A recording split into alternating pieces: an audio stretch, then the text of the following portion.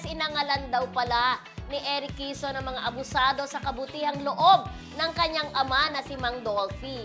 Di naman kasi ito kuripot, kaya ang iba ay sinasamantala ang pagiging mapagbigay niya. Kaya naman todo bantay siya at talagang hinaharang ang sino mang mga mang-aabuso sa kanyang ama na di raw noon maawat sa pagtulong. Ito siguro yung buhay pa si Mang Dolphy, di ba? Kasi yung dito actually parang buhay. Di ba? Parang buhay. Pag ginunita niya, inalala niya kung paano abusuhin. To abuse, gano'n.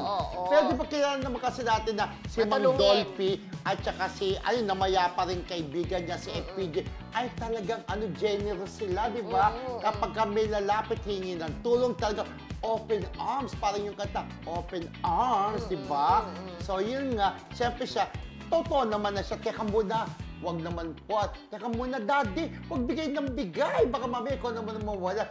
Marunong so si Eric Quezon, marunong humawak dun sa naiwang pera. Diba siya ang naging administrator ng mga iniwang yaman ni Mang Dolphy, di ba? At nakakatuwa dahil even Shasha Padilla, di ba? Equal pala yung kanilang yung hatian ng kanilang mana. Tsaka yung mga anak ni Shasha, anak ni Mang Dolphy sa iba't ibang lahat nabigyan. Correct. Yun ang maganda. Pero iba pa rin talaga na yung ikaw na naaalagaan mo yung pera mo, wag mo kung saan mapupunta. Although, hindi naman talaga masamang tumulong, di ba?